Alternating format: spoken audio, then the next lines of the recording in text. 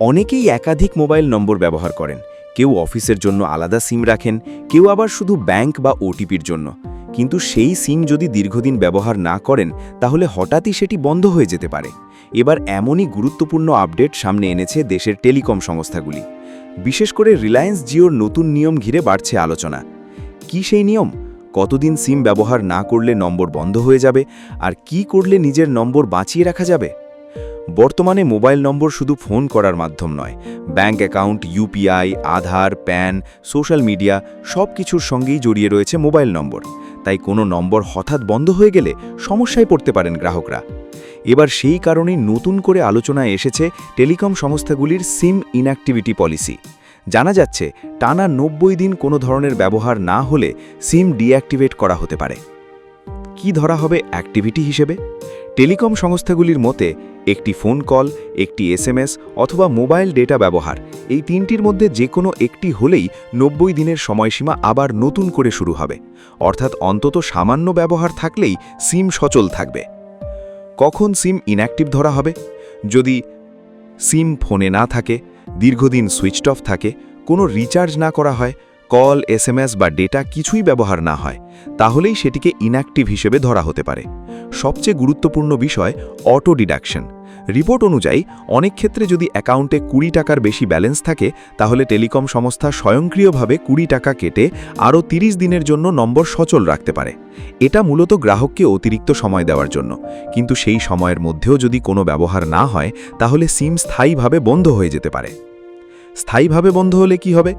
একবার নম্বর permanently deactivate হয়ে গেলে সেই নম্বর অন্য গ্রাহককে বরাদ্দ করা হতে পারে, ব্যাংক ওটিপি বন্ধ হয়ে যেতে পারে, ইউপিআই পরিষেবা কাজ নাও করতে পারে, সোশ্যাল মিডিয়া লগইনে সমস্যা হতে পারে। অর্থাৎ শুধু ফোন নয়, পুরো ডিজিটাল পরিচয়ই ঝুঁকিতে পড়তে পারে। কেন এই নিয়ম আনা হচ্ছে? টেলিকম বিশেষজ্ঞদের মতে অনেক মানুষ বছরের পর বছর ব্যবহার না করা সিম ধরে রাখেন। ফলে নম্বরের অপচয় হয়, নেটওয়ার্ক রিসোর্স নষ্ট হয়, ভুয়ো বা নিষ্ক্রিয় নম্বরের সংখ্যা বাড়ে। এই কারণেই telecom regulatory authority of India বা টিআরএআই নিষ্ক্রিয় নম্বর সরানোর উপর জোর দিচ্ছে।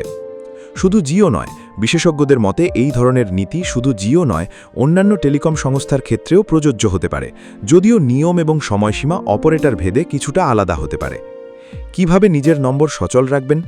খুব সহজ কয়েকটি উপায় হলো, প্রতি 2-3 মাসে অন্তত একটি কল করুন, একটি এসএমএস পাঠান, অল্প হলেও মোবাইল ডেটা ব্যবহার করুন, অ্যাক্টিভ রিচার্জ প্ল্যান রাখুন।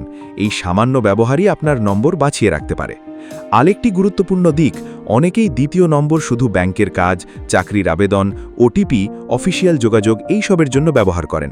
তাই দীর্ঘদিন ফোন না করলেও নম্বরটি অত্যন্ত গুরুত্বপূর্ণ হতে পারে। সেই কারণেই নিয়মিত চেক করা জরুরি যে নম্বরটি এখনও সক্রিয় আছে কিনা। ডিজিটাল যুগে মোবাইল নম্বরই এখন আমাদের পরিচয়ের অন্যতম বড় অংশ। তাই শুধু রিচার্জ করলেই হবে না, নম্বরটিকে সক্রিয় রাখাও সমান জরুরি। একটি ছোট্ট ভুলে আপনার বহু গুরুত্বপূর্ণ পরিষেবা বন্ধ হয়ে যেতে পারে। তাই সময় থাকতে সতর্ক থাকুন। ব্যুরো রিপোর্ট, আর+ নিউজ।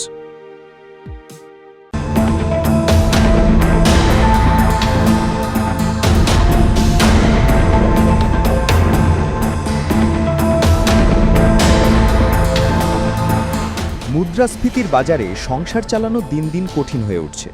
নিত্য প্রয়োজনীয় জিনিসের দাম বাড়ার সঙ্গে তাল মেলাতে অনেকটাই ভরসা থাকে বেতনভুক্ত মানুষের একটাই ভাতা, ডিএ বা মহার্ঘ ভাতা। আর সেই ডিএ নিয়েই এখন বড় আপডেট।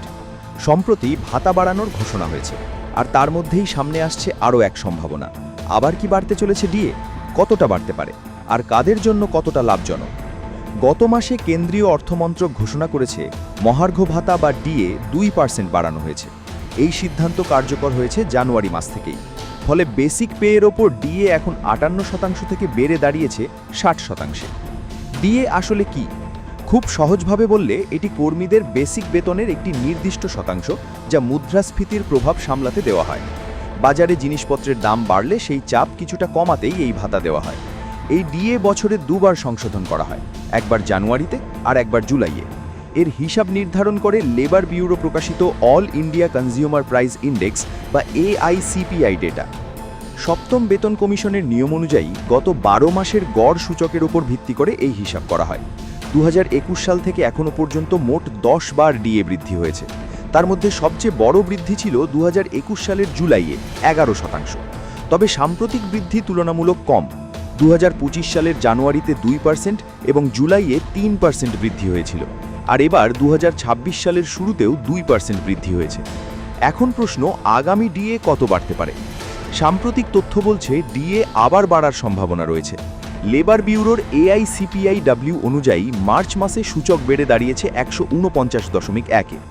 বিশেষজ্ঞদের মতে এই প্রবণতা যদি বজায় থাকে তাহলে পরবর্তী সংশোধনে প্রায় 3% পর্যন্ত ডিএ বাড়তে পারে। যদিও এটি এখনও আনুষ্ঠানিক ঘোষণা নয়, তবে পরিসংখ্যান সেই দিকেই ইঙ্গিত করছে। এই ডিএ বৃদ্ধির সুবিধা কারা পান? মূলত কেন্দ্রীয় সরকারি কর্মী এবং পেনশনভোগীরা। সংখ্যাটা কিন্তু ছোট নয়, প্রায় 50 লক্ষ কর্মী, প্রায় 65 লক্ষ পেনশনভোগী, অর্থাৎ মোট 1 কোটিরও বেশি মানুষ সরাসরি এর সুবিধা পান। তবে সবাই সমান হারে টাকা পান না, কারণ ডিএ নির্ভর করে বেসিক পে এর ওপর, আর কর্মীদের বিভিন্ন লেভেল অনুযায়ী বেসিক পে আলাদা হয়। এবার আসা যাক অষ্টম বেতন কমিশনের কথায়। প্রতি 10 বছর অন্তর কেন্দ্র সরকার একটি বেতন কমিশন গঠন করে, যা কর্মীদের বেতন, ভাতা, পেনশন সবকিছু পুনর্বিবেচনা করে। বর্তমানে গঠিত হয়েছে 8th সেন্ট্রাল পে কমিশন। এই কমিশনের কাজ শুধু বেতন বাড়ানো নয়, ফিটমেন্ট ফ্যাক্টর নির্ধারণ করা, ভাতার কাঠামো বদল করা, পেনশন ব্যবস্থার পরিবর্তন সবকিছু নিয়েই সিদ্ধান্ত নেয় এই কমিশন। এই প্রক্রিয়ায় বিভিন্ন কর্মী সংগঠন, মন্ত্রক, পেনশন সংস্থা সবাই নিজেদের মতামত জমা দেয়। ইতিমধ্যেই মার্চ-এপ্রিল মাসে মতামত জমা নেওয়া শুরু হয়েছে এবং আগামী দিনে আরও বৈঠক হওয়ার কথা। এই আলোচনা থেকেই ঠিক হবে ভবিষ্যতের বেতন কাঠামো, ডিএ বৃদ্ধির ধারা এবং অন্যান্য সুবিধা। সব মিলিয়ে ডিএ বৃদ্ধি শুধু একটি সংখ্যা নয়, এটি সরাসরি প্রভাব ফেলে লক্ষ লক্ষ কর্মী এবং পেনশনভোগীর জীবনে। বর্তমান পরিসংখ্যান বলছে সামনে আরও 3% বৃদ্ধি হতে পারে, তবে চূড়ান্ত সিদ্ধান্তের জন্য নজর রাখতে হবে সরকারের ঘোষণার ওপর। ব্যুরো রিপোর্ট, আর প্লাস নিউজ।